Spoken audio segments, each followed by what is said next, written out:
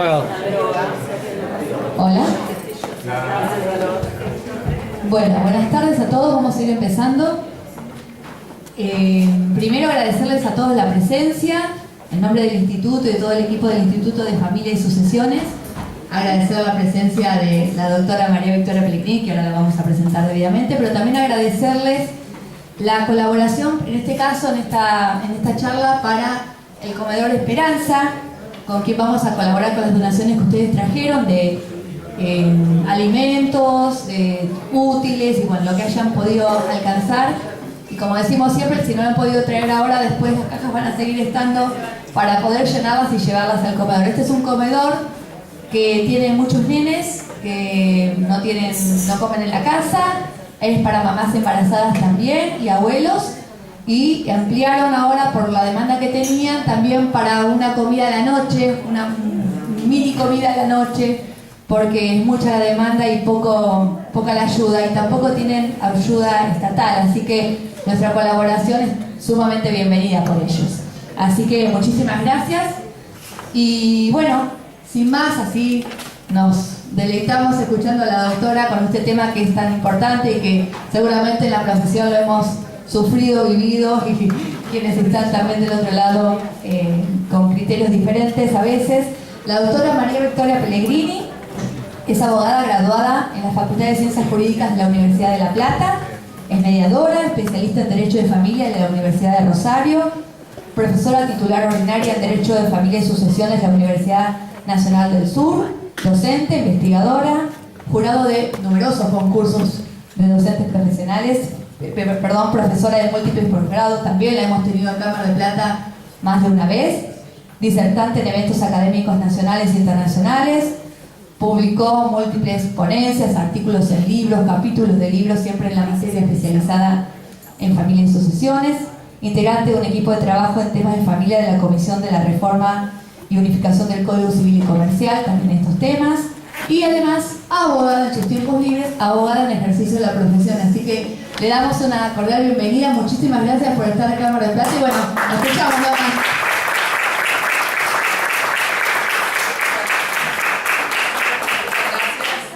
Muchas gracias por esta cálida presentación y la cálida recepción, aunque no cálido clima. Yo creí que venía al calorcete y casi me muero de frío todo el tiempo. Pero bueno, vamos a lograr que aquí levante un poco la temperatura, probablemente, y eso espero. Simplemente una palabra, la verdad que las felicito y los felicito por esta iniciativa de hacer actividades comunitarias para la comunidad. Normalmente las instituciones estamos bastante alejadas, porque bueno, como soy abogada, también pertenezco a un colegio de abogados y demás, y guardamos cierta distancia con la comunidad, porque más allá del consultorio jurídico gratuito, no brindamos otro servicio a la comunidad que no sea terciarizado a través del servicio profesional. Con lo cual, hacer actividades que tengan una incidencia directa en lo que coma una persona hoy a la noche, no es abstracto esto. Es alguien que hoy a la noche va a poder comer, o mañana a la noche va a poder comer gracias al aporte que han hecho. Así que chapó y felicitaciones, porque me parece que es una excelente iniciativa, máximo en momentos de grave dificultad como lo que estamos viviendo. Y tal vez me meto en una grave dificultad también al hablar sobre este tema que me han propuesto desarrollar muy amorosamente.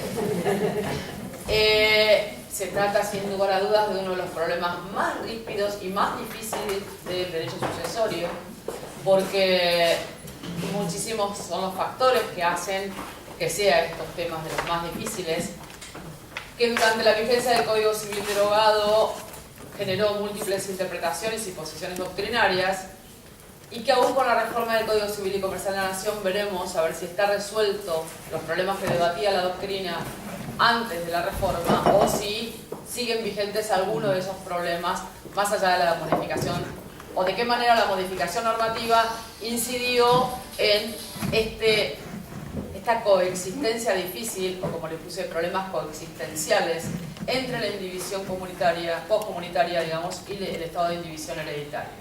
Dos situaciones jurídicas que reciben instrucciones, digamos, diferentes de algún modo, y que requiere de esta armonización, que no es más que qué hacer cuando una persona que, o bien casada bajo el régimen de comunidad, o divorciada, o extinguido su régimen de comunidad por la causa que fuera, y no liquidado, fallece. Y entonces se nos superponen estos dos ámbitos y estas dos, digamos, estas situaciones jurídicas con el grado de abstracción que genera el derecho de las sucesiones.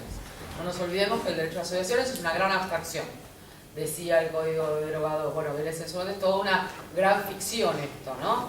Porque es una manera de resolver un problema que genera un hecho natural como la muerte. Pero vayamos entonces, derecho viejo, a algo que tenemos que hablar del régimen patrimonial matrimonial para estar todos, digamos, de acuerdo sobre lo que estamos hablando y puntualizar algunos cambios en el régimen patrimonial matrimonial, es decir, vigente durante el matrimonio, o frente al no cambio, ¿no? Uno tiene que acostumbrarse también que aun cuando haya matrimonio puede haber cambio de régimen.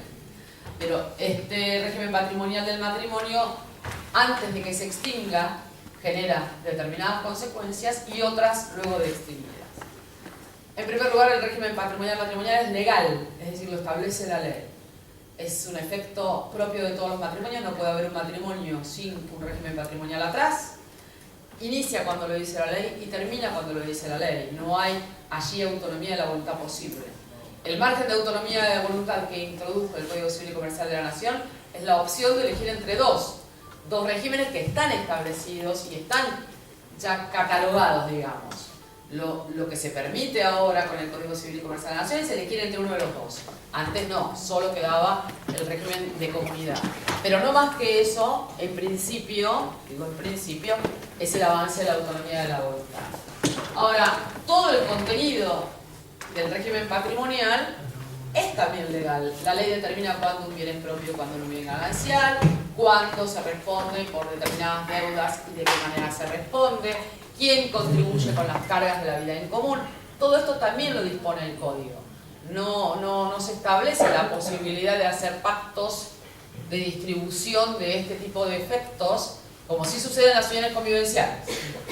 Esta es una de las grandes diferencias entre ambas maneras de vivir en familia, ¿no? Entre ambas instituciones. Y por otro lado, el problema que se nos va a presentar es sobre estos ejes clásicos del régimen patrimonial. Son tres grandes cuestiones las que nos importan en el régimen patrimonial. El problema de la calificación, cuando un bien entra en el régimen de comunidad o no, estoy hablando específicamente del régimen de comunidad de bienes. Cómo se gestionan, es decir, cómo se administra y se disponen estos bienes. Y qué sucede con el pasivo. Estos tres elementos en los cuales, tanto en la calificación como en el pasivo, el orden público está muy presente, no así en la gestión, que esta es otra de las posibilidades que tiene la autonomía de la voluntad, porque en la administración hay un poco más de autonomía de voluntad que en el Código Derogado, son las que regula todo el articulado destinado al régimen patrimonial matrimonial de comunidad. Por supuesto que el de separación es mucho más sencillo. Si ustedes miran el código, el índice mismo, van a darse cuenta que de regímenes patrimoniales del matrimonio, 4 artículos son destinados a separación de bienes, un primer capítulo destinado a las disposiciones comunes a ambos regímenes y el capítulo 2, que es el más largo de todos, que es el que regula en detalle estos tres grandes temas del régimen de comunidad. Entonces, cuando uno habla de régimen patrimonial matrimonial, tiene que tener presente todo esto despliegue, casi diría yo temporal, que puede suceder. Inicia un régimen patrimonial matrimonial derivado del matrimonio o de una convención matrimonial que haya modificado. Un matrimonio pudo haber empezado en un régimen de separación y por el 449, 3 años después, lo cambian y se van al régimen de comunidad, con lo cual ahí va a ser el inicio. Por eso hablo de inicio y vigencia, ¿no? Una vez que empieza el régimen patrimonial, va a llegar un momento, se desarrolla, en ese desarrollo nos interesa gestión y administración, a ver cómo se administra y cómo se dispone, y también nos interesa qué es lo que sucede con el pasivo. Al momento de la extinción, que se extingue por causas legales, le va a seguir esta etapa de indivisión poscomunitaria, que se finaliza esta etapa de indivisión con la liquidación. La liquidación es donde nos sentamos a hacer números, nos sentamos a hacer las cuentas Y luego, al resultado de esas cuentas, vamos a llegar a la partición, que genera esto, la adjudicación a título singular de lo que esté en el lote de uno y lo que esté en el lote del otro. ¿Está? Este es el íter de todo el régimen patrimonial, en el cual, a ver si encuentro acá el puntero. Bueno, en el cual el orden público está muy presente y sobre todo tenemos mayor juego de autonomía de la voluntad en las normas de administración, no mucho más que eso. Y en la partición, también en la partición aparece el orden público. Cuando se extingue el régimen de comunidades, ya sabemos lo que dice el 475, que establece cuáles son las causas. La incorporación novedosa es del último inciso, en el cual la modificación del régimen hace que se extingue el de comunidad, porque me paso al de separación. De estas causas, soy un poco fana de los cuadros, así. Así estudio yo, así lo cuento yo. De estas causas de extinción de la comunidad, algunas se producen frente a la disolución del vínculo, es decir, cuando los cónyuges dejan de ser cónyuges, y esto genera una serie de consecuencias, y otras mientras está el vínculo matrimonial vigente. Mientras está el vínculo matrimonial vigente, puedo cambiar de régimen a través de una acción de separación judicial de bienes, que va a significar la extinción del régimen de comunidad, una de las causales previstas justamente, y va a regir en ese matrimonio entonces el régimen de separación. Y la otra es la modificación a través de las convenciones del 449, en donde voluntariamente los cónyuges cambian de régimen patrimonial. Ahora, también puede ser como derivación del vínculo matrimonial, por muerte, comprobada presunta, esto provoca, que es la materia de lo que vamos a trabajar hoy sobre todo, por la anulación del matrimonio putativo, que sigue llamándose matrimonio putativo, ¿no? Mantiene, o por divorcio. Estas son causas que funcionan de pleno derecho y las otras en las que nos interesa la voluntad de la parte, porque en las que son voluntarias con el mantenimiento del vínculo voy a necesitar siempre la acción, el accionar, al menos del que pide la separación judicial de bienes, o de ambos al celebrar una convención matrimonial. La muerte, sabemos por el 476 que extingue al momento de la muerte, a la presunción, al día presuntivo del fallecimiento, este es código puro. En el divorcio ya sabemos también que la sentencia es la que extingue el régimen patrimonial, es la sentencia la que le extingue. Es necesario que se dicte una sentencia de divorcio para extinguir el régimen patrimonial, aunque la fecha de extinción se retrotraiga por el 480 a la fecha de la separación de hecho. Pero guarda que la separación de hecho no automatiza la extinción. Esta es una diferencia a tener en cuenta. Y bueno, si no hubo separación de hecho, por supuesto que la regla sigue siendo la que teníamos antes, en el 1300, es que la fecha de la presentación o de la notificación. Y solo respecto a la extinción de la comunidad, porque esta retroactividad de los efectos de las sentencias a veces genera la dificultad o, digamos, la mala interpretación que el divorcio se retrotrae a la fecha de la separación de hecho. El divorcio se dicta y queda firme en el momento en que se dicta la sentencia y queda firme. Es la extinción del régimen únicamente lo que se retrotrae. Esto también tiene su incidencia. Por la modificación, sabemos que con una escritura pública que se puede hacer una convención matrimonial, sabemos que es necesario mantenerse un año en el régimen en el que hubiésemos estado, que no podemos modificar con menos de un año. Sabemos también que para que tenga efectos frente a terceros esa modificación debe ser inscripta en el acta del matrimonio. Hasta entonces no es oponible. Y sabemos también que hay una cláusula en el 441 que establece que a los acreedores anteriores al cambio que sufran perjuicio, es decir, no cualquier acreedor. Aquellos acreedores que los perjudique el cambio pueden declarar inoponible a ellos, no es la nulidad de esto, inoponible a estos acreedores, solamente a los perjudicados por el cambio. ¿Cuándo lo pueden solicitar? A partir de un año desde que conocieron la existencia, es decir, una vez que se inscribió la convención matrimonial, se dispara el plazo de un año. Si es un acreedor que conoció por otra modalidad diferente, es otra cosa incluso. Pero es un año desde que conocieron, mínimo la fecha de la inscripción. ¿Para qué? Para hacer declarar inoponible esta modificación, porque le produce perjuicio. O sea, va a tener que probar que le produce perjuicio. no es automáticamente a todos los acreedores, porque puede ser que el cambio de la modificación del régimen no altere la garantía de los acreedores, que es lo único que les interesa a los acreedores, lógicamente. Las causas de cese del régimen de separación, cuando no hay comunidad, es muy fácil, la disolución del matrimonio no nos genera demasiados inconvenientes.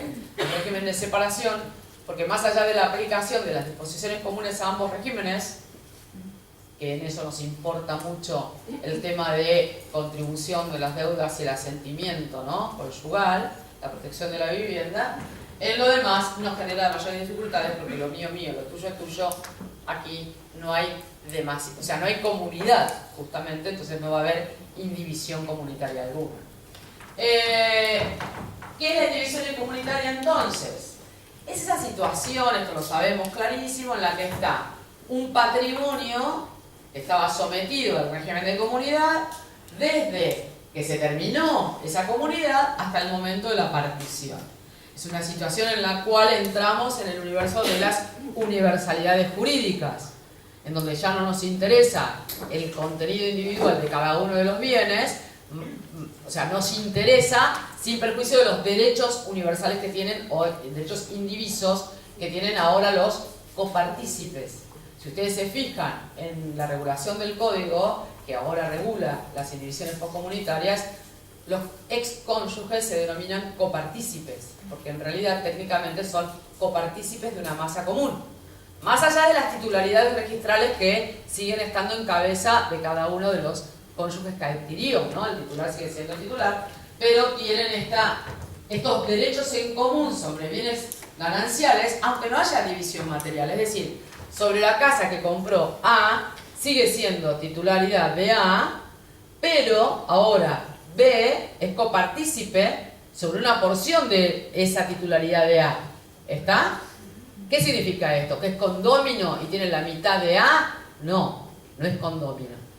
¿Significa que es ajeno? No, tampoco. Es algo particular o diferente que tal vez se aproxima un poco al condominio, pero no es definitivamente un condominio. Y es un régimen específico que el Código Civil y Comercial de la Nación trae y regula, porque había generado mucha dificultad esta decisión de Vélez Sarsfield. Ustedes recuerdan que Vélez Sarsfield no le gustaban las comunidades, ¿no? Era necesario partir. Esto tiene que ver también con un código civil, aun cuando es un código de regulación de relaciones personales o relaciones privadas, tiene también una estrategia, o sea, es una herramienta también de geopolítica. Cuando se organizó nuestro país jurídicamente con la Constitución y luego la codificación y el Código Civil, era importante que la propiedad circulara y que la propiedad se partiera. Los patrimonios importantes estaban en la tierra, no había tanta cosa de acciones, porque hoy la plata está en otro lado, ¿no? Bueno, no sé dónde está la plata. No sé si está en Levax, no sé, no lo entiendo. Pero lo cierto, hay lugares aquí si quieren sentarse, porque hemos parado. Pueden cansarse mucho. Hay aquí.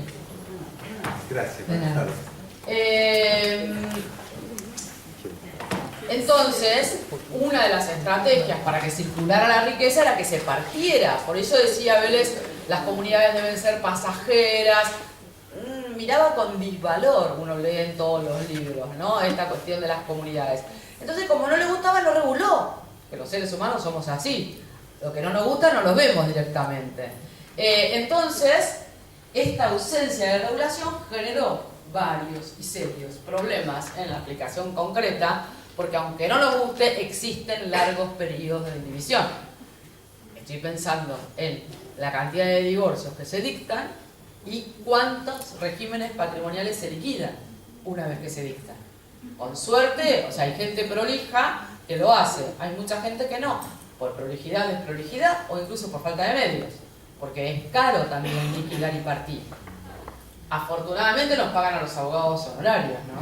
Pero también hay que pagar tasa, o hay que ver al primo escribano, que siempre el recelo ahí con nuestros primos, se nos va a llevar el asunto, ¿no? Toda esta cosa, estos problemas gremiales que por ahí tenemos en la familia. La cuestión es que se produce esta situación insólita o difícil en la cual copartícipes que tienen derechos a una universalidad en determinada medida, pero que a la vez titularizan digamos, singularmente a todos los bienes. Y esto hace que haya dos niveles de relaciones jurídicas sobre los bienes, en las cuales las preguntas son cómo funciona la administración y la disposición frente a esta situación y cómo se responde frente a los acreedores ante esta situación. ¿Qué sucede durante todo el tiempo que pasa entre que se extinguió la comunidad y se partió, en donde en la partición lo que se produce es que nuevamente entra en el patrimonio de A o en el patrimonio de B bienes singularmente considerados? Terminamos con esta noción de indivisibilidad o participación en una masa común. Esto es lo que regula, estas tres cuestiones son las que regulan el Código Civil y Comercial de la Nación, que establece en el 481 diferencia. En la primera parte del artículo establece que todas las extinciones, la liquidación de la comunidad, en vida, los artículos que siguen. En muerto, remito a indivisión hereditaria. Esto, por muerte, remite a la indivisión hereditaria, lo que decía el 1313 del Código Civil derogado, ¿no? Era la misma solución que ya traía el Código Civil derogado. Pero la gran diferencia es que cuando la indivisión postcomunitaria se produce en vida de los cónyuges, se liquida conforme a ciertas pautas de funcionamiento que el 482 establece. Yo sé que tengo que hablar de la indivisión postcomunitaria por muerte, ¿no? Porque ahí es el tema donde vamos a ir, pero tengo que hablar también un poco de la indivisión postcomunitaria porque hay remisión a ciertas normas, por lo tanto esto tiene que estar claro. Veamos entonces qué pasa con la indivisión postcomunitaria en vida. En primer lugar, el activo de la indivisión postcomunitaria, es decir, este patrimonio indiviso sobre el cual dos personas tienen una cuotaparte indivisa X, no me importa la proporción, sino que tienen ambos derechos, el activo va a estar dado por todos los gananciales a la fecha de la extinción, todos aquellos gananciales que se incorporan a este capital indiviso, pero por una causa anterior, ¿no? Temas de calificación, y aquellos que se adquieren, aun cuando sean fecha posterior a la fecha de extinción, por subrogación real. El principio, que para decirlo bien claro, es sale un bien ganancial, entra en ganancial, ¿no? Cuando sale y no se reparte, lo que entra tiene que mantener la misma calificación. Esta masa de bienes va a formar el activo de la indivisión postcomunitaria, con más los frutos y productos de estos bienes gananciales y los frutos y productos de los bienes propios devengados hasta la fecha de la extinción y no percibidos. ¿Se acuerdan? Los principios calificatorios. Todos aquellos bienes propios, frutos de bienes propios que se generen después de la extinción, son propios, no hay duda. Pero pudo haber pasado que yo tenga una cosecha, alguien tenga una cosecha de soja importante, que la levanta con posterioridad al divorcio, a la extinción o a la fecha de extinción, pero se había devengado antes, y ahí podríamos discutir cuándo se devenga, pero lo mismo con los intereses. O sea, estos son problemas calificatorios que los estudiamos cuando vemos la calificación de los bienes. Y el pasivo, están todas las deudas comunes contraídas durante la comunidad y no extinguidas, por ejemplo, el alquiler de la casa, los gastos que puedan tener el colegio de los chicos, todos estos gastos comunes de llevar adelante la vida en común, y todas las deudas nacidas durante la indivisión y con motivo de esta indivisión. Si durante la indivisión, por ejemplo, para mantener esos bienes gananciales fue necesario contraer deudas o pagar determinadas deudas, los gastos que pueda significar tener un departamento, por ejemplo, así como los alquileres del departamento crecen en la indivisión, porque son frutos, también las deudas que genera tenerlo, el pagar el impuesto o las expensas o lo que sea necesario abonar, forma parte del pasivo. Pasivo le pongo contribución entre paréntesis para que tengan presente que estoy hablando de la relación entre ellos, lo que ambos debían soportar. En esto yo creo que es importante no olvidarnos nunca de lo que nos enseñó Zanoni hace muchos años, ¿no? El aspecto interno y el aspecto externo, cuando uno piensa en deudas en el régimen patrimonial o en el pasivo del régimen patrimonial. Aspecto interno que tiene que ver con quién de los dos tenía que soportarlo, o sea, cómo contribuimos entre los dos con determinados gastos, y aspecto externo, que la mirada está puesta en el acreedor, qué patrimonio de agresión tiene el acreedor frente a una deuda, es decir, con qué bienes se responde a determinada deuda. Que explicado por Aida Kemmelmacher era la cuestión del, digamos, de quién soporta la deuda, las respuestas a estas dos grandes preguntas, ¿no? ¿Quién soporta la deuda? ¿Vos o yo? Entre nosotros dos. O ¿con qué bienes se responde una deuda? Este es el aspecto externo, como acreedor. Y leí, pequeña digresión, pero me parece que es sumamente claro. Leí un trabajo publicado en La Ley que lo explica con el caso del cadete del delivery de pizza. El ejemplo que da es el siguiente. Es Juan Pablo Olmo que hace este trabajo y la verdad está muy bueno el ejemplo. Hay un grupo de amigos que están en una casa, viernes a la noche, vamos a comer pizza, muy bien. Llaman y piden al chico del delivery, a la pizzería, que le traigan la pizza. El chico del delivery viene con la pizza, están los 5 amigos ahí juntados en juntada de viernes, y el dueño de casa, que es el que llamó a la pizzería para que traigan las pizzas, abre al cadete, el cadete le dice 1000, el dueño de casa paga 1000, porque al cadete no le importa quién pague, el cadete se tiene que llevar lo que salía la pizza, ¿ok? Después viene el anfitrión, el dueño de casa, comen toda la pizza y antes dice, che, pongan, porque puse yo, 200 por cabeza, cada uno contribuya y ponga lo que corresponda pagar, porque yo ya le pagué y desinteresé al cadete de la pizza. ¿Se entiende?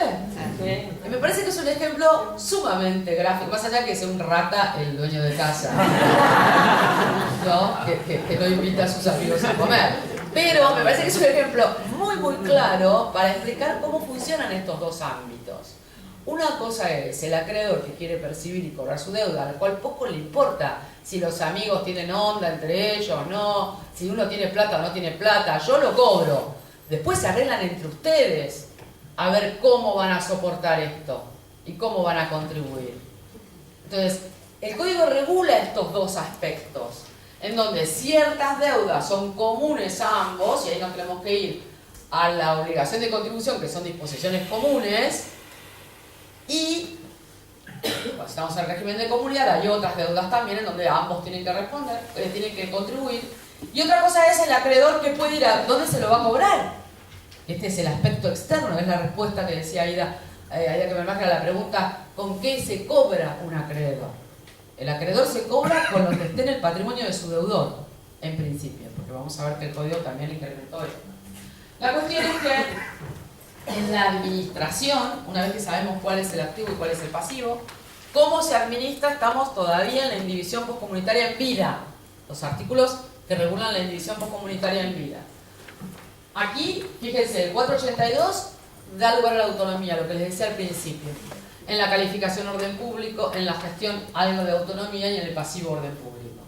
Aquí, ¿por qué? El 482 privilegia, a falta de acuerdo, subsisten las reglas de la comunidad. Es decir, podemos hacer un acuerdo de administración que difiera las pautas establecidas para la gestión y administración del Código Civil en la regulación de la comunidad. Ahora, como están divorciados, o por lo menos se extinguió el régimen común, por lo tanto, no estamos en el mismo escenario que durante la vida en común, o por lo menos durante la vida en conjunto del régimen, en donde allí está todo más superpuesto porque hay, en principio, un voto de confianza absoluto o algo por el estilo hacia el otro, pero estamos en equipo. Aquí ya no estamos más en equipo. Por lo tanto, aun cuando subsistan las reglas de comunidad, que es decir, administra quien titulariza, o sea, el titular administra, yo soy dueña del campo y así surge la escritura, yo administro el campo.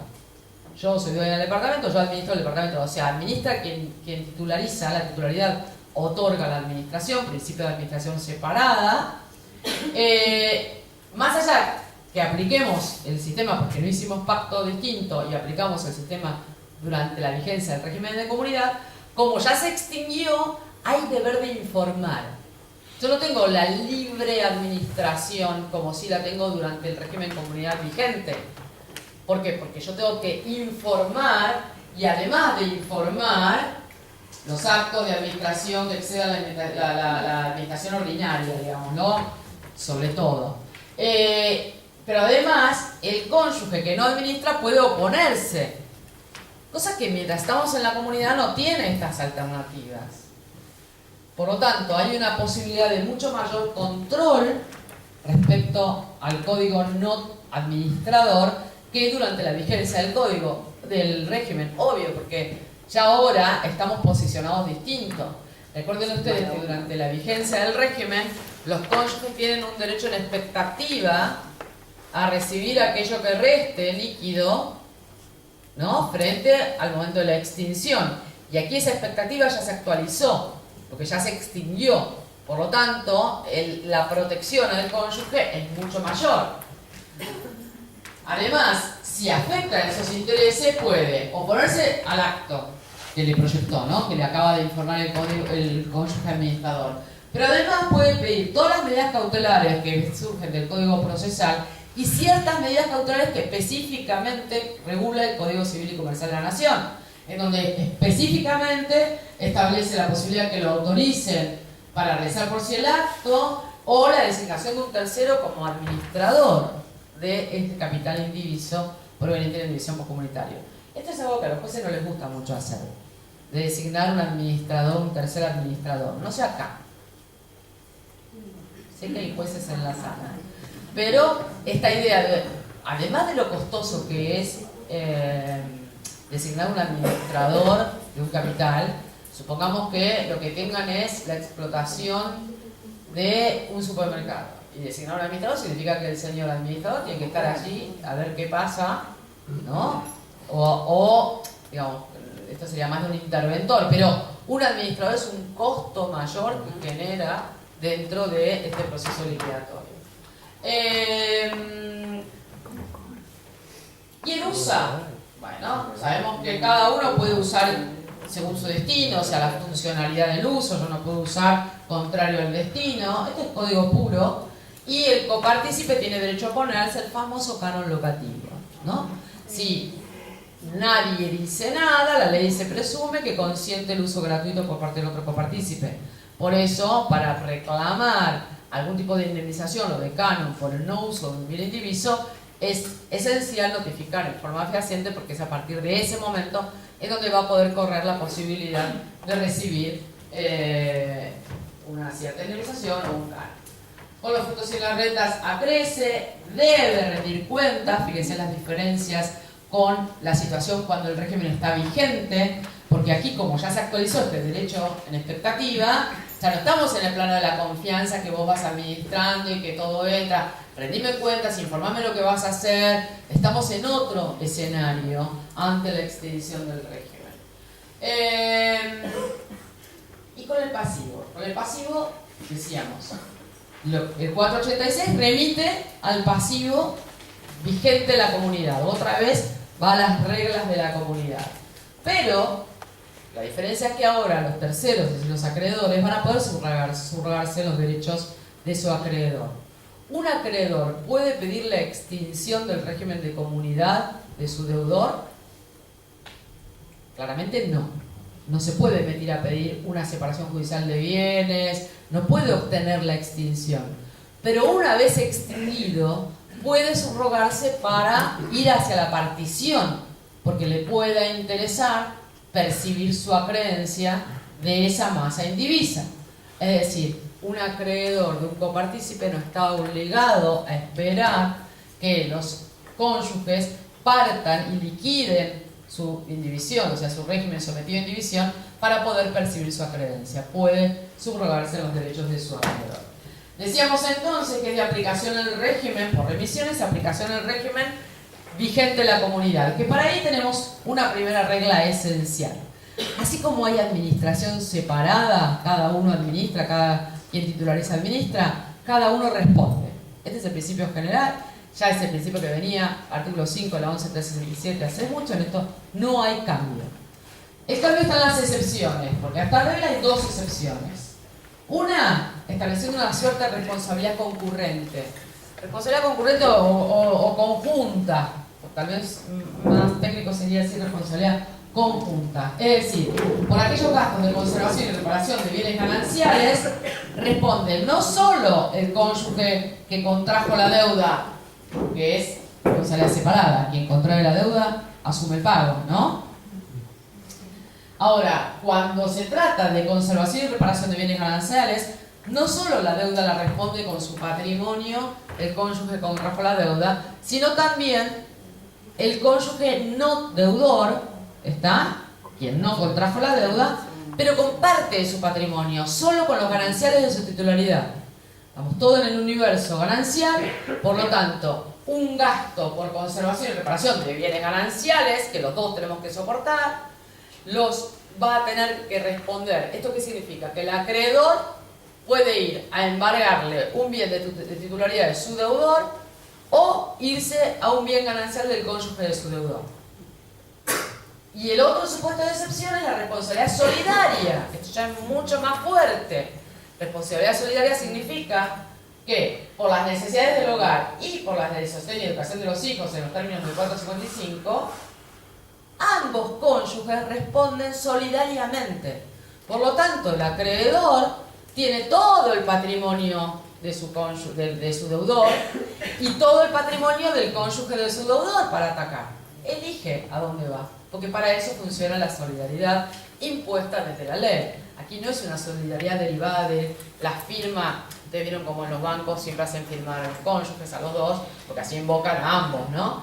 En este tipo de deudas no es necesario. Por ejemplo, si uno es abogado de un colegio privado de los hijos, sabe que tiene todo el patrimonio de quien contrató, es decir, que firmó la primera vez la ficha para inscribir al chico o a la chica, y además todo el patrimonio del cónyuge. Entonces verá qué le conviene más, qué le conviene ir a atacar más, que sea más fácil de cobrar. Por lo tanto, sabemos entonces que, otra vez la tipa de los cuadros, que depende de la deuda, o sea, en términos genéricos, responde quien contrajo. Esto es, en principio, a los acreedores poco le importa si está casado o no su deudor. En principio, lo digo, es muy brutal. ¿Por qué? Porque responde con el patrimonio que tenga su deudor. Entonces, un acreedor dirigente mira a ver qué patrimonio tiene, sí, ok, te doy un préstamo. ¿Y con qué va a responder? Con todo lo que titularice, propios o gananciales. Al acreedor no le importa, al del libro y la pizza no le importa con qué plata le pagaron. Se llevó la platita, punto. Los problemas internos entre ellos se verá cómo se resuelven. ¿Cómo se resuelven? A través de recompensas, ¿no? Cuando hay traspaso de masas. Ahora, si la deuda es necesidades del hogar, sostenimiento y educación de los hijos, responden los dos, solidaridad. ¿Con qué? Con todos. Todo. Son necesidades de alto grado, digamos, ¿no? Eso es la mínima responsabilidad de tener una familia. Responder por las necesidades del hogar, los gastos del hogar y por las necesidades de los chicos. Con la conservación de los bienes gananciales va a responder quien contrajo la deuda y quien no contrajo la deuda, su cónyuge. Pero con una extensión distinta. Quien contrajo la deuda con todo su patrimonio y quien no contrajo la deuda solo con los bienes gananciales. Este cuadro es lo mismo que les dije recién, pero explicado de una manera gráfica. En todos los casos, los acreedores pueden pedir la partición y cobrarse directamente sobre el adjudicado o cobrarse antes incluso de que llegue a la adjudicación, porque recuerden que la liquidación significa que cada cónyuge o cada copartícipe recibe lo que queda, desentendidos los acreedores. Primero cobran los acreedores y nosotros, o sea, los cónyuges reciben lo que quedó. Frente a los acreedores tenemos esta norma del 487 que está dentro de las normas de la regulación. Sí, yo estaba gritando como una loca. Ahora suena el micrófono. Antes era yo. Pero claro, si lo pongo, por eso después me duele la garganta, porque hablo como una descosida. Esta norma del 487 es una de las normas que está dentro de la regulación de la indivisión postcomunitaria en vida y establece que la disolución del régimen no puede perjudicar los derechos de los acreedores anteriores sobre la integralidad del patrimonio de su deudor. Es decir, si el acreedor tuvo en vista X patrimonio, este es el patrimonio que va a responder sobre su acreencia. No le interesa mucho al acreedor o no es oponible al acreedor lo que suceda. Repito esta norma, ténganla en algún lado del rígido porque después nos va a interesar mucho y nos va a servir. Y llegamos entonces a la extinción por muerte. Cuando en realidad todo lo que estábamos hablando sucede, ¿por qué? Porque una persona se murió. Entonces, frente a la muerte, hecho natural clásico, se producen ciertas consecuencias jurídicas, por lo tanto, hecho jurídico clásico. Porque frente a la muerte, lo que sucede es esta alteración de las titularidades patrimoniales. ¿Por qué? Porque se produjo la transmisión de todas las titularidades patrimoniales que estaban en cabeza de la persona fallecida a ciertas personas o personajes que la ley establece o el testamento establece que lo van a suceder. Esto en realidad hace que los bienes que estaban, bienes en sentido genérico estoy hablando, ¿no? Titularidades de contenido patrimonial, vamos a pensarlo más claro, que estaban en cabeza de una persona. ¿Se acuerdan la clásica relación que estudiamos en Civil 1 de objeto-sujeto y los une una relación entre sujeto y sujeto, ¿no? Bueno, el tema que tengo, el sujeto y el objeto, y me quedo sin sujeto, porque se me fue el más allá. Si se me va el más allá el sujeto, me van a quedar objetos sin sujeto. Y necesito completar esto. Entonces, ¿cómo completo esto? Y entonces se armó todo un sistema en el cual van a venir ciertos protagonistas a cubrir el lugar del sujeto que se me fue. De esto se trata el derecho sucesorio, dicho brutalmente, ¿no? Pero esta transmisión que se produce, esto de cambiar la titularidad que se produce, nos enseñó Vélez en el mismo instante, es decir, muerte, apertura y transmisión suceden en el mismo instante sin solución de continuidad en el tiempo. MAT, M-A-T, MAT. Cuando MAT sucede, esto no sucede en el mismo instante en el registro. Obvio, con suerte a los 7 años, 10 años. Con lo cual, en el registro hay algo inscripto que vale frente a terceros y en la realidad real no, porque la realidad real es la que gobierna la ley, digamos, ¿no? Si se produjo en el mismo instante en que la persona estaba agonizando en el hospital y terminó, y ahí se produjo la transmisión, eso no pasa en el registro. Por lo tanto, el acreedor se enfrenta ante esta inexactitud registral porque el registro tiene algo que no es lo que dice el código del fondo.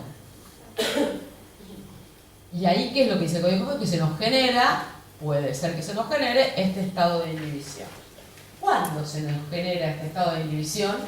Bueno, ahora voy a ir a cuándo, pero esto mínimamente. El estado de indivisión, ¿dónde se regula? En el libro quinto, título sexto, estamos en el mundo de las sucesiones, por eso remitió en el libro segundo de relaciones patrimoniales, mandó para las normas sucesorias, allí nos tenemos que ir, en donde 2 capítulos regula la administración extrajudicial, es decir, cómo se administra este capital indiviso, y algunos supuestos de indivisión forzosa, en donde la ley dice, no, acá no me importa mucho la voluntad de ustedes, hay ciertos casos en donde no se va a partir o no se va a dividir, con un criterio, digamos, más de bien común, ¿no? Teniendo en cuenta lo que conviene a toda la sociedad, porque fíjense que siempre en los supuestos de indivisión, en donde estamos hablando casi siempre de establecimientos comerciales, sociedades, es decir, que es importante mantener la explotación comercial por fuera de la partición para evitar que algo está funcionando, si se desmembra es probable que deje de funcionar. Y la vivienda, que allí también hay una cuestión que está relacionada con la solidaridad, de reconocer la posibilidad de no dividir la vivienda ganancial como otro plus de protección a la vivienda familiar. Punto, no voy a hablar más de eso, de los supuestos de indivisión forzoso.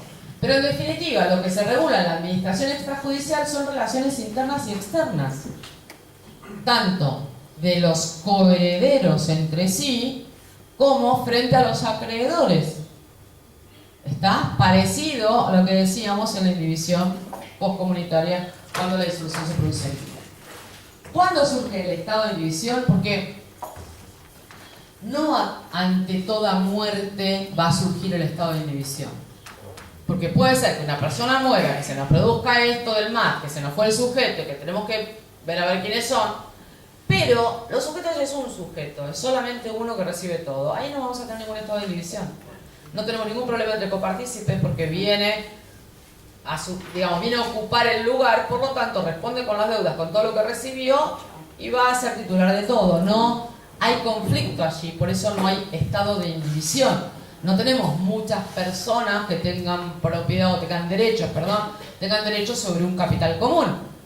Cuando es solamente uno, no genera este inconveniente de la indivisión.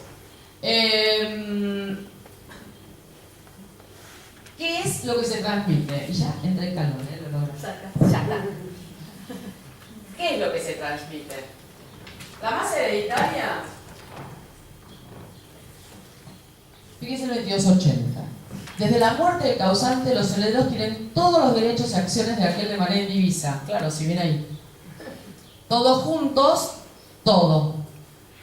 Con excepción de los que no son transmisibles por sucesión, claramente, excluidos los que no son transmisibles por muerte. Obvio, no se van a transmitir los que son no transmitidos por muerte, por ley, porque es el supuesto, ¿no?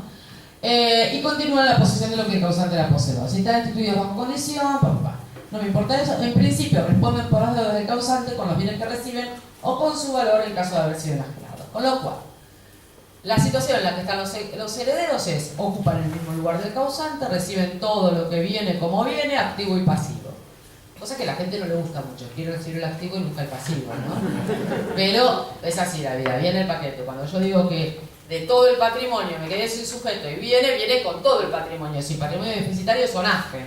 Pero bueno, es esto lo que provoca el mal. Y un principio que rige en las sucesiones es esto de la unidad patrimonial. Es decir, este capital o este patrimonio indiviso configura una universalidad en la cual no me importan los bienes individualmente constituidos. Todo este patrimonio, al momento de suceder más, se transmite a sus sucesores sin importar individualmente qué es lo que se transmitió. Se transmite un todo. Si son 5, habrá que ver quiénes son para determinar en qué proporción. No me interesa ahora las proporciones. Simplemente estoy hablando que se transmite todo y sobre todo tienen una cuota aparte, tienen derechos asignados de acuerdo al lugar en que estén o la determinación que establece el propio código. Ahora, este principio de la universalidad, que se transmite todo un patrimonio sin interesar el contenido, admite dos excepciones. Dos excepciones de las cuales una es la que nos interesa hoy. ¿Cuál? Cuando se trata de, digamos, en esa transmisión hay bienes que estén dentro de un régimen patrimonial matrimonial. Es decir, aquellos bienes que forman parte del régimen o que están alcanzados por el régimen patrimonial matrimonial, sea en vida o ya en divisa, van a alterar el principio de universalidad. La otra excepción es la que sucede con los efectos de la adopción, porque como el adoptado por adopción simple hereda diferente que el adoptado por adopción plena, ¿me siguen, no? Esto hace que tenga que mirar el contenido para ver qué bienes son de una familia y qué bienes son de otra familia, porque la concurrencia es diferente. En el régimen patrimonial nos pasa igual, por eso es la otra excepción a este principio de la unidad sucesoria. Por lo tanto, cuando muere una persona casada por el régimen de comunidad, porque ahora no nos alcanza a decir casada, si es casada y está en el régimen de comunidad, porque si es casada y está en el régimen de separación, no tenemos ninguno de estos problemas que vamos a tratar ahora. O estaba extinguido el régimen previo a la muerte, no se extinguió por muerte, estaba extinguido el régimen, pero no se había partido, estaba en indivisión postcomunitaria y se nos murió, con lo cual, ¿qué contuvo? ¿Qué se transmitió? Ahí surge este problemita de la coexistencia entre la indivisión postcomunitaria y la indivisión hereditaria. Este es el escenario en el cual se desarrolla este problema. ¿Qué cuestiones nos importan en esto? Tres grandes cuestiones. Un tema relacionado con el contenido de lo que se transmite, porque ahí tenemos que ver qué se transmite, y ahí viene lo de la excepción que hablábamos al principio de unidad. Cómo se administra este capital indiviso, donde están superpuestos dos regímenes participativos, dos universalidades, y cómo se responde por las deudas. ¿Qué hacemos con el pasivo incluso anterior o generado durante el plazo de indivisión, el periodo de indivisión? ¿Sí? Ah, no, pensé que alguien quería preguntar algo. En esto de la transmisión, dijimos que el principio de la unidad es el que rige en el derecho sucesorio. Y también dijimos que esta es una de las excepciones. No se importa tanto en la conformación del acervo y ahí tenemos que ver qué es propio y qué es ganancial. Tengo que calificar. ¿Para qué tengo que calificar? En un punto tengo que calificar para establecer, de acuerdo a quienes vienen llamados, cómo van a concurrir. Porque ustedes saben que la concurrencia es diferenciada cuando hay cónyuge y heredero. Ustedes saben que el orden del cónyuge es bastante particular en el derecho argentino. Primero que Vélez fue un visionario en esto, porque muy pocos países regulaban y concedían vocación hereditaria al cónyuge. Y segundo, que la concurrencia difiere, depende de quiénes sean los llamados. Por lo tanto, yo de esa masa indivisa tengo que ver qué es propio y qué es ganancial frente si es que me aparecen herederos de estos diversos órdenes. Si el único heredero es cónyuge, porque estamos ante por ejemplo, un supuesto de matrimonio en régimen de separación con que habían... A ver, hágame la pregunta entonces. Estoy con un problema exactamente. No. Casos particulares. Hágalo en abstracto, por lo menos plantéelo en abstracto. Matrimonio, 2 hijos. Separado, 1975, en el cual no existía la ley de divorcio. Solicito acta de matrimonio, por lo tanto no se plasmaba como nota marginal la separación en la República Argentina. La nota marginal me queda en blanco. Pero más allá de la nota, ¿qué pasó con este matrimonio? ¿Estaban separados? Separados. Judicialmente, no separados de hecho. Separados con sentencia firme. 67 bis. 1975 no existió el divorcio. Sí. Fallece hace 3 meses, ingreso la vivienda al sucesorio y pongo a la señora, porque indudablemente tuvo todos estos años como para hacer el divorcio y nunca lo hizo, y los 2 hijos. Todavía el tribunal no se expide. ¿Cuál es su punto de vista? ¿Cuándo se murió el señor? Hace 2 meses. Bien, es aplicable el Código Civil y Comercial de la Nación. ¿Actual? Se murió el señor hace 2 meses. Todos los que se murieron a partir del 1 de agosto, no esto para decirle a es lo que te moriste, pero todas las personas que se murieron a partir del 1 de agosto del 2015 caen en la aplicación. Lo estoy haciendo muy brutal, pero caen en la aplicación del Código Civil y Comercial de la Nación. Me modifica abismalmente todo, porque Obvio. heredan solamente... Tiene un problema de vocación usted.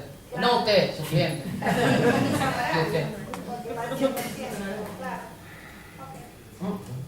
Es que el problema ahí es la vocación. ¿Por qué es el problema? Porque el código modificó el llamamiento del cónyuge. Y entonces, antes, con el código derogado, para los que se murieron el 31 de julio del 2015, ese médico que tuvo que hacer el certificado de defunción a las 23:52 o 002, yo me imagino a algún pariente diciendo, por favor, la no era vivo sin hijos. Hacerme el certificado 2358. Claro. Miren qué poder, le cambiaba, o sea, la bajaba la nuera viuda o venía la nuera viuda. O sea, porque esos minutos eran dramáticos. Esto significa el artículo 7, ¿no? Que te cambia la ley, te cambia la ley. Ahora, en ese caso el problema que usted tiene es de llamamiento. Porque el divorcio siempre extinguía. No había discusión en eso. El código viejo, el código derogado, el código vigente, el divorcio extingue.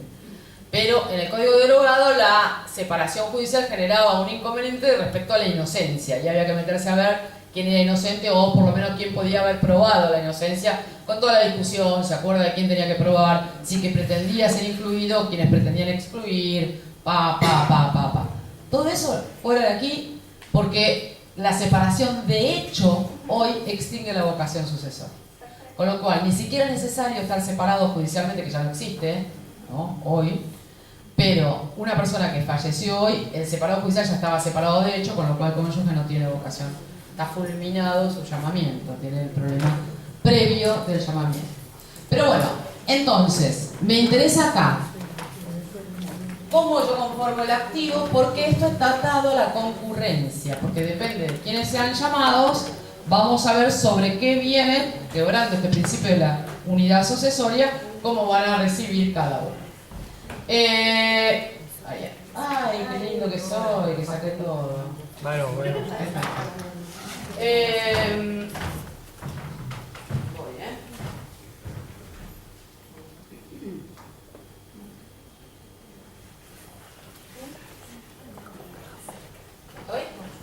Sí, sí, no tengo que dejar de la izquierda.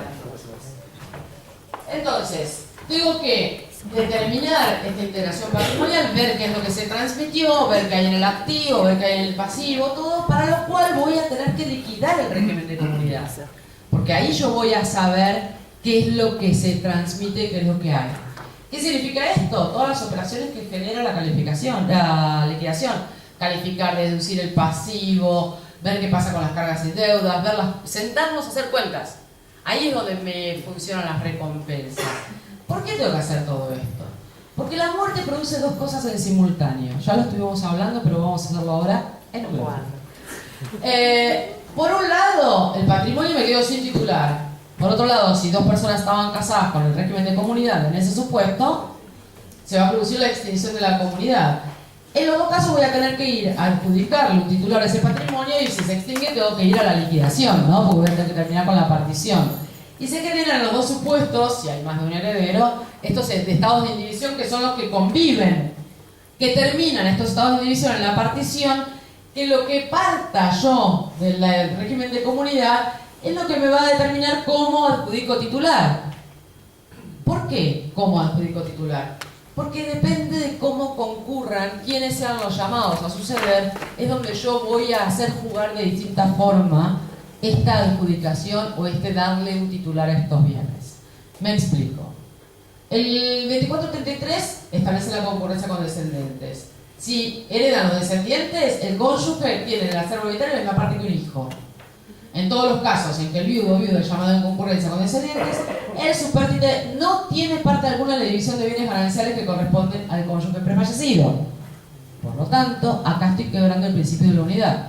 ¿Por qué? Porque sobre los gananciales del causante lo suceden los hijos y no el cónyuge, pero sobre los propios del causante lo sucede el cónyuge como un hijo más.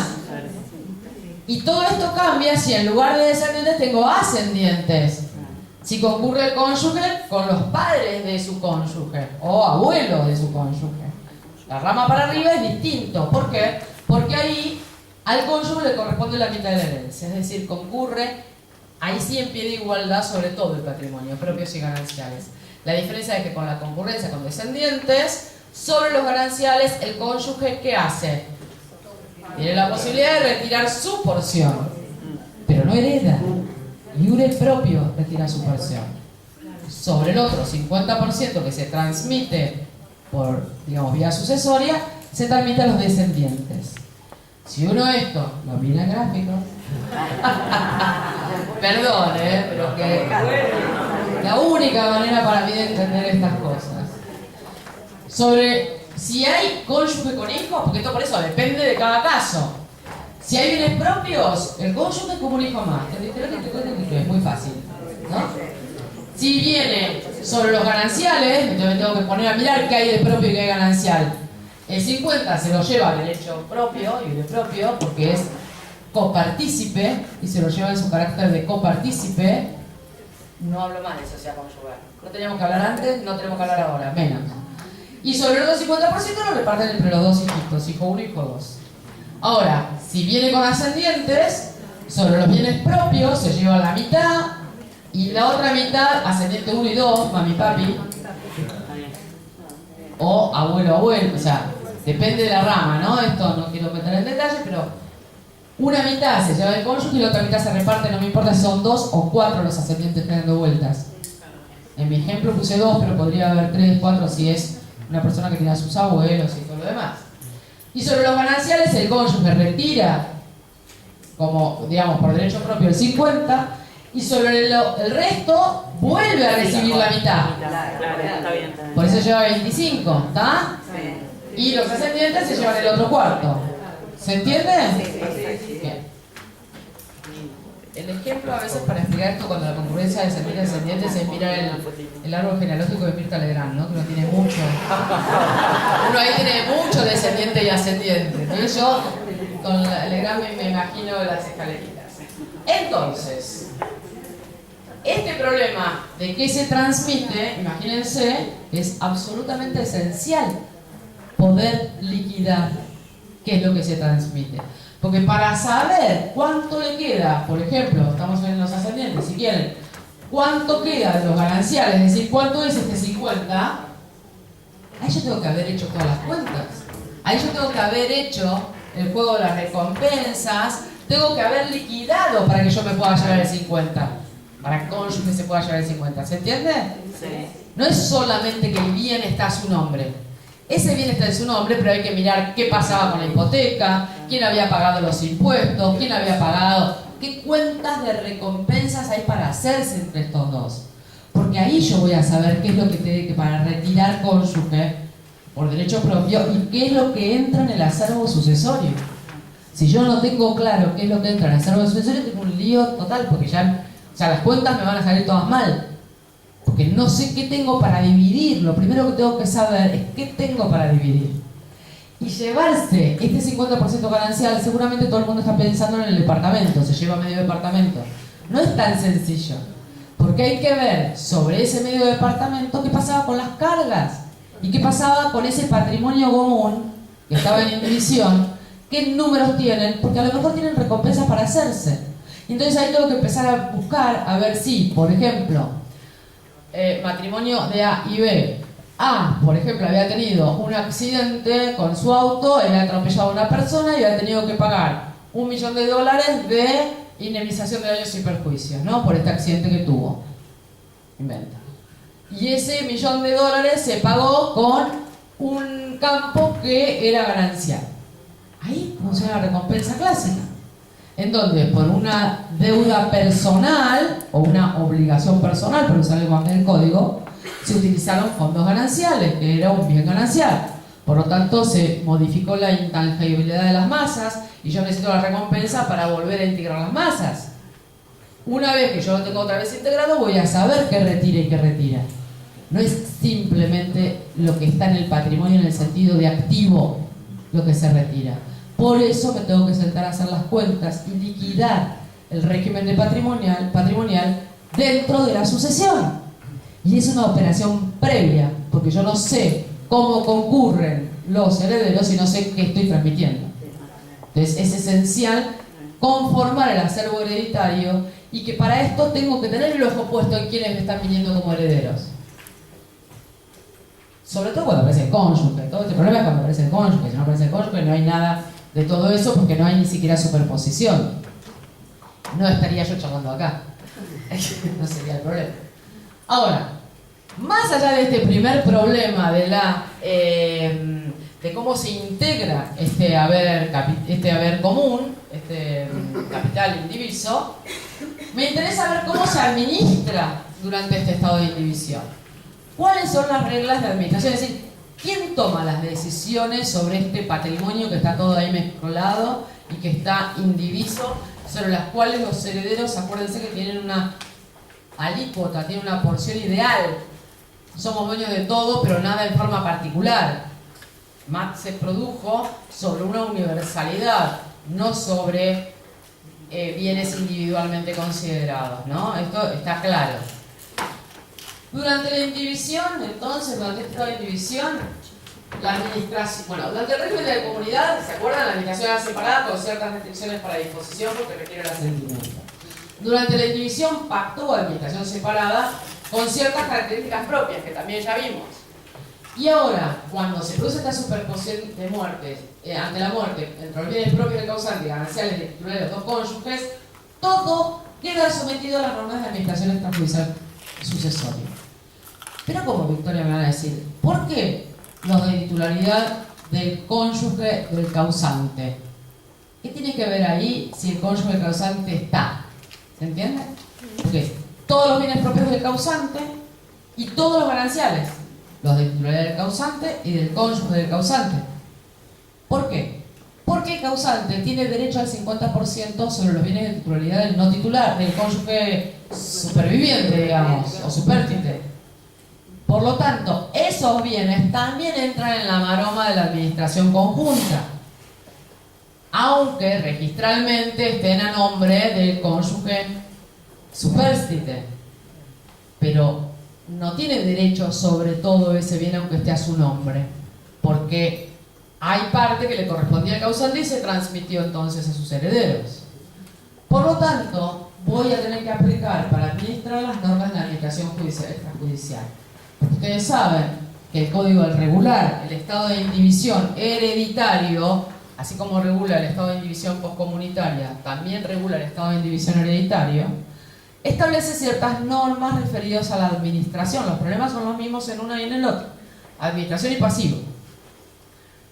Ciertas normas de administración.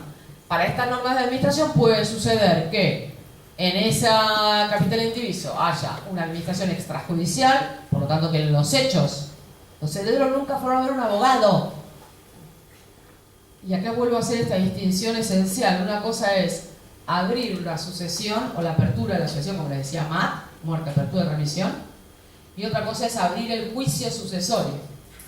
Abrir el juicio sucesorio es un mecanismo procesal, sobre todo para poder realizar determinadas acciones que lo requiere sobre todo nuestro sistema registral. Fundamentalmente está relacionado con nuestro sistema registral. Ahora, la sucesión se abre al mismo momento de la muerte. Puedo pasarme yo 10 años y no abrir 10 años el juicio sucesorio, o puede ser que nunca haga el juicio sucesorio y no pase nada y no haya problemas, siempre y cuando no haya inmuebles o bienes registrables, ¿no? Porque la diferencia básicamente está en esto. Entonces, si las personas no van a ver un abogado y no van a hacer el juicio sucesorio y no abrieron el proceso sucesorio, la sucesión se abrió igual. Y ahí hay un patrimonio indiviso que hay que administrar y hay que tomar decisiones. ¿Qué hacemos? ¿Alquilamos? ¿No? ¿Vendemos? ¿No vendemos? O sea, hay que tomar, bueno, vender ya estamos en una acción de disposición, pero de administración, ¿no? Lo que significa llevar adelante un patrimonio indiviso. Para esto el código, a través de ciertas normas, regula cómo desarrollar la administración extrajudicial. Pero por otro lado dice, bueno, pero si abren el proceso sucesorio y solicitan la designación de un administrador judicial, allí están, digamos, las posibilidades de acción y las atribuciones de un administrador judicial. Si tenemos un administrador judicial se van a aplicar las normas propias de la administración judicial, pero si no tenemos nada corresponden las normas de la administración extrajudicial hereditaria.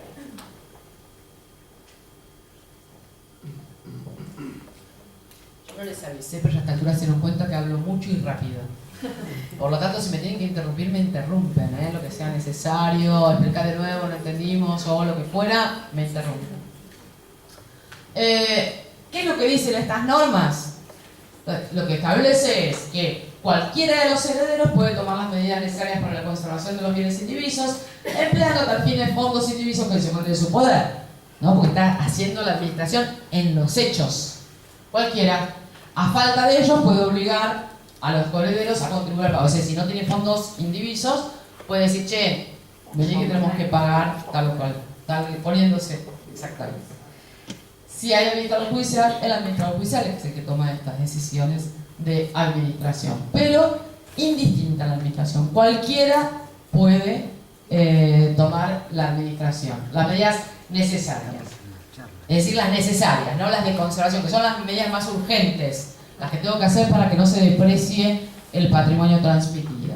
Con respecto a la administración y disposición, los actos de administración y disposición requieren el consentimiento de todos. O sea, no estamos en las urgentes. Ahora sí voy a necesitar unanimidad. No es que es indistinto cualquiera que tome la decisión. Voy a necesitar el consentimiento de todos, quienes pueden, más allá del consentimiento, dar un mandato general, porque no quieren meterse en tanto lío. Y no quieren que le estén preguntando, che, alquilamos, ¿qué puedo hacer? ¿Qué no puedo hacer? Nos juntamos. Son 25 los herederos. Entonces, peor que una reunión de consorcio, cada reunión de tomar cualquier decisión. Entonces pueden otorgar mandato, por supuesto, pero si son, digamos, actos, depende del acto, va a ser un mandato común, un poder común o un poder con facultades especiales, porque aquellos que exceden el giro ordinario de los negocios, de la administración, van a necesitar facultades expresas para eso, ¿no? No es tan abierto.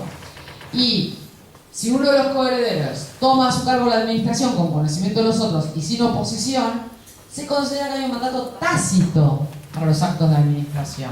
Es decir, si entre los coherederos está ese organizador y que se carga el asunto y lleva adelante, que a lo mejor pensemos, supongamos que era una explotación agropecuaria y entonces es el hijo que se encargaba y llevaba, bueno, se presume, salvo que alguien proteste, que los demás colegas le dieron un mandato tácito. ¿Está? ¿Por qué? Porque siguió ejerciendo. O sea, lo que sucede en los hechos tiene relevancia jurídica. No es que lo que sucede en los hechos no tiene ninguna... Tiene relevancia. ¿Por qué? Porque si nadie pataleó ni nadie dijo nada, para la ley hay un mandato tácito. Si el administrador judicial para este tipo de actos también requiere unanimidad. Pero si no tiene una unanimidad, puede ir a solicitar la autorización judicial y puede ser el juez el que solicite. Esta es una diferencia, porque antes teníamos el problema del código que nos exigía siempre unanimidad. Debía resolver la oposición judicialmente, pero no podía ir al administrador a pedir la autorización judicial. Y ahora puede el administrador judicial. Y aquí una pequeña salvedad también donde tenemos que hacer coordinar o hacer conjugar el Código Civil y Comercial de la Nación con el Código Procesal. Porque estas normas sí estaban en el Código Procesal Civil y Comercial. Las de administración judicial al menos estaban en el Código Procesal Civil y Comercial.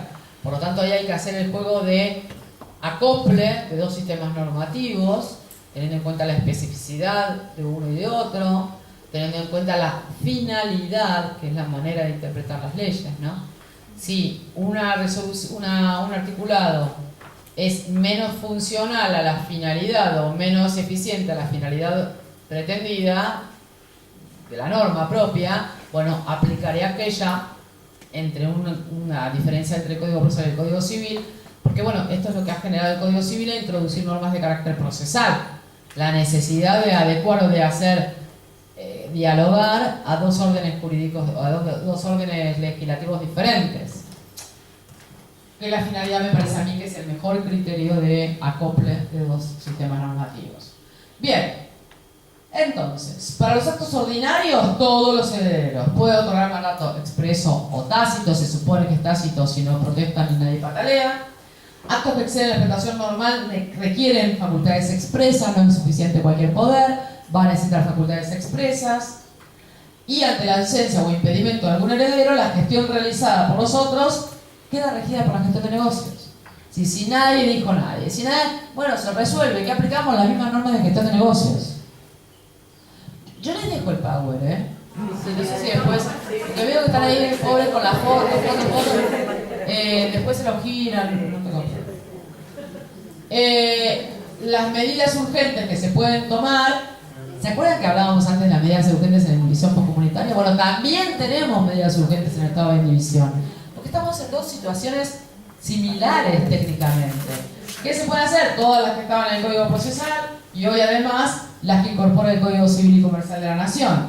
Todas las que requieren interés común, es todo muy genérico, con ciertos ejemplos. Es decir, acá puede haber mucha creatividad de qué tipo de medidas cautelares solicitar. Porque no hay números clausus de medidas cautelares, ni hay limitaciones para las medidas cautelares. Ejemplos que están detallados en el 23-27, designar un administrador provisorio, prohibir el desplazamiento de cosas muebles, atribuir a uno u otro de los coherederos el uso personal de las cosas. O sea, esto es un poco a medida de lo que se necesite o lo que requiera la situación. Por supuesto que cualquier cautelar, como todas las cautelares, tienen que tener cierta verosimilitud en el planteo, ¿no? En por qué la estoy pidiendo. O sea, entorpecer por entorpecer no tiene sentido. Pero siendo copartícipe y teniendo dificultades en obtener los consensos necesarios, o bueno, es posible requerir tomar estas medidas urgentes. Sobre el uso y goce de los bienes, o sea, ¿quién usa? Y justo ayer miré de pasadito, ahora que lo estoy pensando, un problema que hay en la tele con la sucesión de Rusconi, ¿no? Que justamente este problema, o sea, pareciera, entre tantos otros problemas, este problema del uso de los bienes. Rusconi, un mega multimillonario porteño, que bueno, tuvo distintas mujeres, distintos hijos con distintas mujeres, y la mansión que tiene en Barrio Parque, es enorme, y vive en una parte de su última cónyuge, madre de su hijo más chico, y el hijo de una de las mujeres, uno de sus hijos de otra relación, se instaló en el estudio, en la parte del estudio que era, entonces están ahí con una convivencia forzada, lleno de abogados y amenazas. Todos así con la servilleta, imagínate, son millones y millones los que están ahí dando vueltas, ¿no? Pero justamente era un tema de uso y goce, o sea, ¿quién tenía derecho a usar un bien común? Que en definitiva, en principio todos. Cada heredero puede usar conforme a su destino en la medida compatible con el derecho de los demás. Por eso el otro heredero fue y se metió en una parte de la casa, es enorme la casa. Usaste boceto, imagínense la convivencia ahí adentro. Yo creo que pueden ni cruzarse con los metros que tenía, ¿no? Y si uno solo usa, los demás tienen la posibilidad de reclamar el canon locativo, igual que teníamos en la indivisión postcomunitaria. Con los frutos y las pérdidas, los frutos acrecen en la indivisión, salvo que se partan, es decir, podemos ir haciendo particiones provisionales. Bueno, repartimos los alquileres, lo vamos repartiendo, son provisorias o provisionales. Las pérdidas tienen que ser soportadas en forma proporcional, así como lo bueno y lo malo, ¿no? Las pérdidas nunca nadie las quiere soportar, pero es cara y contra cara. Y cada uno de los herederos tiene derecho a los beneficios y soporta las pérdidas proporcionalmente a su parte en la indivisión. Esto es lógico. Nuevo cuadrito. Me da un poco como de vergüenza la historia de los cuadros. Esto que ya estamos hablando. Y ahora vamos a lo que más me gusta. Estamos todos de acuerdo que estos son los problemas, estas son las soluciones que establece. Seguimos, ¿no es cierto? Siga el baile. Siga el baile. Bueno. Vamos a ver algunos planteos relacionados a esto, resueltos por los jueces. Es decir, todo esto vamos a tratar de llevarlo a la realidad, porque a veces cuesta imaginarse, en términos teóricos lo podemos entender, y después nos cuesta imaginarnos en la realidad qué es lo que sucede. Una persona inicia un juicio de escrituración. Había comprado por boleto un inmueble, pagó todo el precio y obtuvo la posesión del vendedor, que se llamaba Fragapane, el señor vendedor. Le puse el nombre. Ahora se murió Fragapane. También acompañó poder para escriturar del vendedor, otorgado 2 meses después de la fecha del boleto. En el poder se consignó la condición de viudo del vendedor. El juicio contra los herederos. ¿Está? ¿Cómo pasó? Vino alguien con un boleto, clásico. Vino alguien con un boleto, inicia un juicio de escrituración. ¿Contra quién? Contra los herederos de su vendedor. En el boleto el vendedor dijo que era viudo también les había dado poder, típico, boleto más poder, como para poder hacerla. En forma extemporánea, los hijos de una hija premuerta del vendedor, herederos por representación, se oponen. Dicen que Fragapane firmó este boleto sin el asentimiento conyugal ni venia judicial. Por eso la escrituración solo debía ser del 50%. En primera instancia dicen, acá no se discutía el derecho a escriturar, sino la extensión, o sea, no es un problema acá si había que escriturar o no es un problema de nulidad, ¿no? Y aparte también podrían decirme, bueno, ¿quién es el titular? El titular era Fragapane. Estábamos bien ahí. El bien era ganancial. Al momento de la firma del boleto, el vendedor ya era viudo. ¿De qué asentimiento me hablas? Más allá te va a dar el asentimiento. O sea, el asentimiento es exigible mientras está vigente el régimen de comunidad. En la extinción por muerte no hay ninguna posibilidad de consentimiento conyugal. El problema no era la falta, esto es lo que dice el juzgado de primera instancia, ¿no? El problema no era la falta de sentimiento, sino la necesidad de completar el acto con el consentimiento de los restantes copropietarios del bien, del inmueble. Estaba dentro de la comunidad hereditaria. ¿Qué necesitaba yo ahí? Nadie puede transmitir un derecho mejor ni más extenso que el que poseía. Fragapane no podía vender esto porque como era viudo y era ganancial ese bien, estaba ese bien dentro de la comunidad. Solo los demandados podían plantear la nulidad de la venta celebrando con condiciones, pero la consistieron sobre el 50%. Porque, ¿qué había dicho? Por eso les ponía acá que los hijos, solamente uno, los demás se habían opuesto. Los demás se consintieron, ¿está?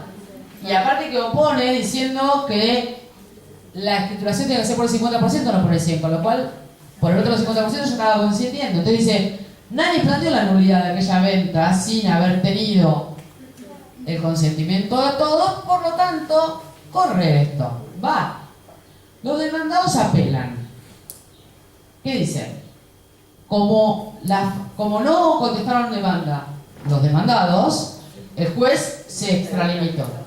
La falta de sentimiento conyugal, o en todo caso la existencia de una venta comprometida por un condominio con respecto de una cosa parcialmente ajena, solo pudieron constituir, en el mejor de los casos, supuestos de ineficacia relativa, no declarables ni considerables de oficio, mucho menos en virtud de una oponibilidad extemporánea. Todo esto es lo que dijeron en los alegatos.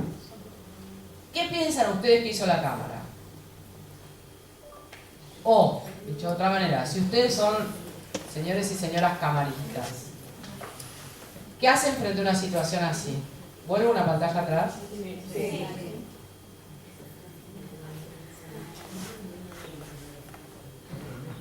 5 minutos para pensar. Que hacemos una apuesta como ejercicio.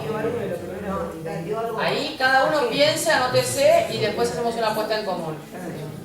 Cuando me digan, les cambio de pantalla. Así lo hacemos un poquito más interactivo, ¿no? 3 horitas. No me van a aguantar.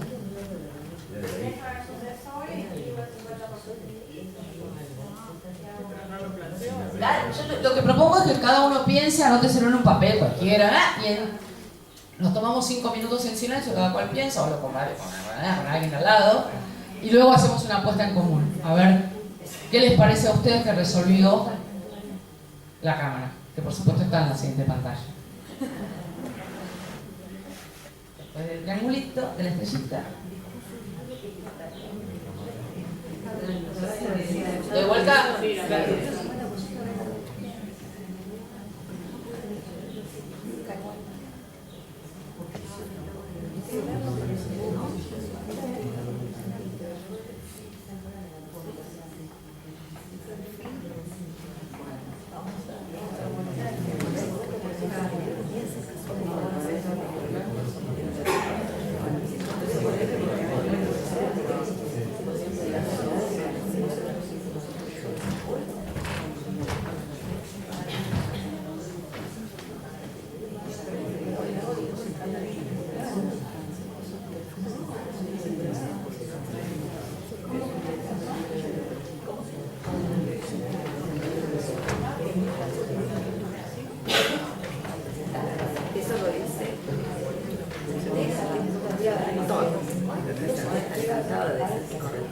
Bueno, ¿qué les parece que hizo la Cámara? Los mandó a escriturar por el 100%, dijo, no se puede escriturar nada, mandó a escriturar por el 50%, o sea, hizo lugar a la demanda íntegramente, que es lo que pretendían el 100%, la hizo parcialmente, que es lo que había protestado una de las herederas, o dijo, esto estaba mal hecho de entrada, y entonces cayó esta operación en su momento. Operación que Fragapane ya no iba a poder hacer porque ya estaba así. Había cobrado y tenía la posesión. Había cobrado el señor vendedor. Claro, el Fragapane. El Fragapane había cobrado. Estaba bien dejarle el nombre. Era más fácil. Había muchos personajes, no más fácil.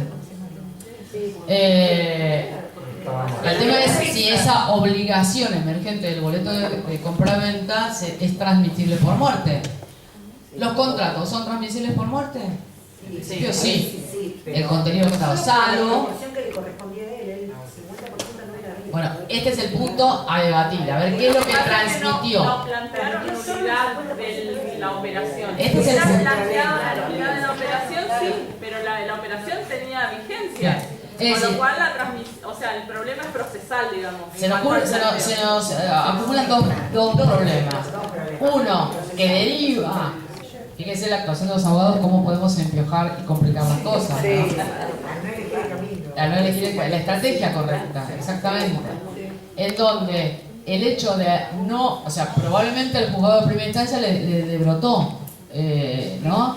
¿Cómo no me vino a poder? Que yo me imagino muchas veces del otro lado del mostrador que le debe pasar a los jueces o juezas, ¿cómo me viene diciendo esto? Me tendría que haber dicho, ¿no? Por el otro lado, que en el ámbito del derecho de familia, el principio de oficiosidad salva mucho las papas y les complica a los jueces las papas porque les pone la carga de ordenar el proceso y ordenar las cosas, ¿no? Perdón, una preguntita. Sí. Los derechos de los acreedores, de los herederos de la causante progresiva. No sé si ni siquiera si había acreedores. O sea, si hubiesen tenido acreedores, esos acreedores deberían haber sido lo suficientemente diligentes para hacer algo con esa propiedad. Si los acreedores no sean diligentes y no hicieron nada, problema de ellos. Es decir, el juzgado no está preservando a posibles acreedores que ni siquiera accionaron. Bueno, sí, no, está muy bien esto. O sea, lo que introduce el colega está muy bien. Si aparece una quiebra, acuerda que ahí tenemos que aplicar otra normativa, ¿eh? Y lo primero que sucede ante una quiebra es el desapoderamiento. Con lo cual, si Fragapane hubiese quebrado antes de haber llevado a escritura pública ese boleto, estamos en todo otro escenario. Porque ahí estamos en el proceso falancial, estamos en toda otra situación. ¿Y la quiebra de un heredero? La quiebra de un heredero, pero no, porque en realidad la quiebra de un heredero lo que se va a llevar es todo lo que el heredero tenga.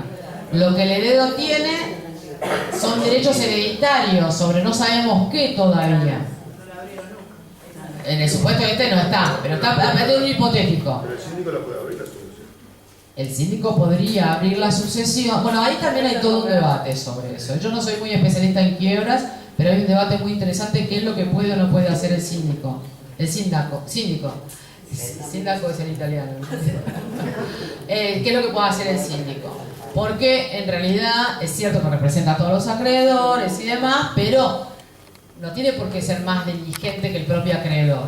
Porque al síndico van y se le presentan, ¿no?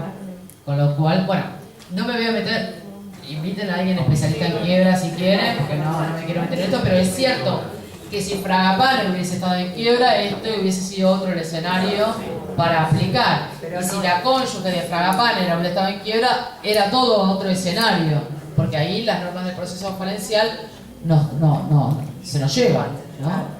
Bien. ¿Qué les parece? A ver, así en genérico. Mandar una escritura, está todo peor. Mandar al 100. A ver, vamos a dar 3 opciones. ¿Quién les parece que mandó escritura al 100%? Nada más, esto es un juego.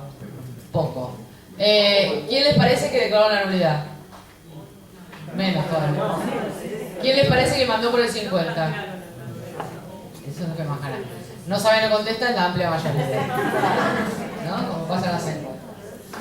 Veamos. ¿Qué es lo que pasó? La sentencia hizo lugar.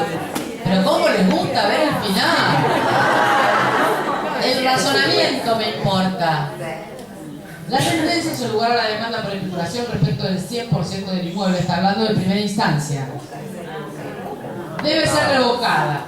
Y en su lugar declararla procedente por el 50% del bien, pues tratándose de un bien de carácter ganancial vendido en su totalidad mientras existía el estado de división postcomunitaria entre el cónyuge supérstite y los herederos, el vendedor debió recabar el consentimiento de los sucesores de su esposa prefallecida. Esto hubiera sido lo correcto. No estaba bien ese boleto. Podría haber sido nulo, Y no lo hizo, por lo que la obligación escritural debe ser cumplida por los herederos del vendedor solo en la proporción indicada, solución que ampara la totalidad de los intereses en juego, ya que desconocer en lo absoluto el derecho de la compradora importaría atentar en el caso contra la seguridad del tráfico jurídico, pero convalidar el vicio que ostenta el boleto en su totalidad vulneraría el orden público sucesorio.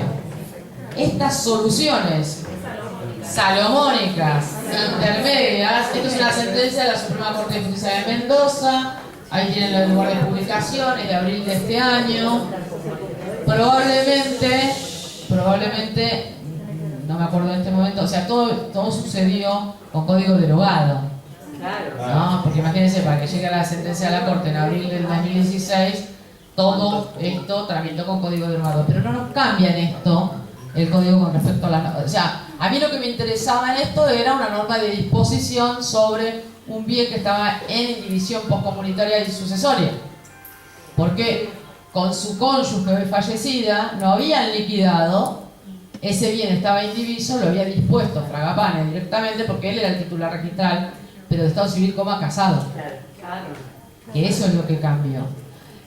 Yo coincido que esto es para mí es una solución salomónica que establecida para no hacerles caer, porque mi pregunta es, si alguno de los herederos hubiese pedido la nulidad, esto hubiese sido declarado nulo. Claro, pero no podía. Porque procesalmente, como alguien señaló allí, procesalmente nadie pidió la nulidad, entonces si la propia parte lo había consentido, la Corte por supuesto que no iba a darle vuelta a esto. ¿Se entiende? Pero no significa que no hubiese sido nulo el boleto. Esto lo aclaro por las dudas, ¿no? El boleto era nulo. En su caso hubiera sido acreedor de la sucesión por lo que cobró Fragapane. Podría, claro. Si es nulo, viene todo para atrás. Exactamente. Y otro dato interesante que uno podría hacer jugar es cuánto tiempo duró esa posesión. A ver si no me conviene más por una marca privada. Esto es, desde el lado de los abogados, la estrategia. Cuando uno conoce cuáles son los puntos débiles de su estrategia, puede elegir mejor. Pero para eso tiene que conocer. Exactamente. Bien. Respecto a los actos de administración, también acabamos ahí en un acto de disposición. Veamos en otro universo complejo y que normalmente cuando trabajamos mucho en familia nos da un poquito de cosita y salimos corriendo. Estoy hablando del universo societario. La asamblea ordinaria debe reputarse nula, pues la administradora del sucesorio del causante, su cónyuge, no estaba en condiciones de participar y votar por sí y en representación de los restantes herederos, atento a que el 2325 sienta como principio que ningún coheredero tiene la facultad de obligar a los demás sucesores si no ha recibido estos mandatos. ¿Se acuerdan que lo vimos? Y dispone que los actos de administración y disposición requieren de la unanimidad de los sujetos que integran la comunidad hereditaria, y el 3451 del Código Civil sostiene que ninguno de los herederos tiene el poder de administrar los intereses de la sucesión y que los actos del mayor número no obligan a los otros coherederos que no han prestado su consentimiento. Es decir, unanimidad, no mayoría. No importa la mayoría. Por lo tanto, en este caso, ¿qué había pasado? Una mujer, bueno, no sé por qué estoy pensando, sí, porque era la administradora. Una mujer que es cónyuge supérstite, es socia en una sociedad y además es administradora de la sucesión de su cónyuge, que también era socio. Se celebra una asamblea societaria. En esta asamblea se toma una X decisión. Ustedes saben que en los votos de la asamblea societaria se tiene en cuenta la proporción de la cantidad de acciones que tiene. Con lo cual acá, si ella venía como por sí y además como administradora, tenía otra porción distinta que si fuese considerada por sí. Entonces, otro socio lo que hace es planteo la nulidad de esta asamblea societaria, porque ella podría haber votado por sí, pero nunca por los socios, los herederos, porque sobre el paquete accionario de titularidad del causante necesitaba la unanimidad y no hay constancia de qué instrucciones tuvo. Fíjense cómo el desarrollo de una asamblea societaria puede naufragar, o sea, la decisión de la asamblea puede naufragar por no haber tenido en claro cómo funcionan las normas de administración en el ámbito sucesorio, porque en definitiva el paquete accionario también son parte de los derechos que se transmiten por causa de muerte. Con ello todos los derechos políticos que significa ser socio. Porque ser socio de una sociedad no es solamente tener derecho a las participaciones sociales que se obtengan, sino a tomar las decisiones, que en definitiva esta es la llave fuerte de las sociedades. En la mesa donde se toman las decisiones es donde se decide, se establece el destino en términos patrimoniales de lo que se obtiene, por ejemplo. En una asamblea societaria se puede decidir si las utilidades que obtuvimos durante este último año y este ejercicio las vamos a repartir, entonces son dividendos y nos van al bolsillo, o vamos a capitalizar porque vamos a comprar 5 autos porque tenemos una remisería y vamos a comprar 5 autos más para salir a combatir a Uber. Entonces, en lugar de llevarnos la plata en el bolsillo e irnos de vacaciones, la decidimos poner en la empresa y capitalizar lo que ya tenemos, con lo cual estamos capitalizando nuestro paquete. ¿Se entiende? Ese tipo de decisiones, imagínense si no son importantes. Esas decisiones, en la toma de esas decisiones, si quien las está tomando es administrador judicial o extrajudicial, sucesorio, y la toma en ese carácter, necesita que sus coherederos, o sea, los herederos, le den un mandato. Lo ideal sería un mandato especial, ¿no?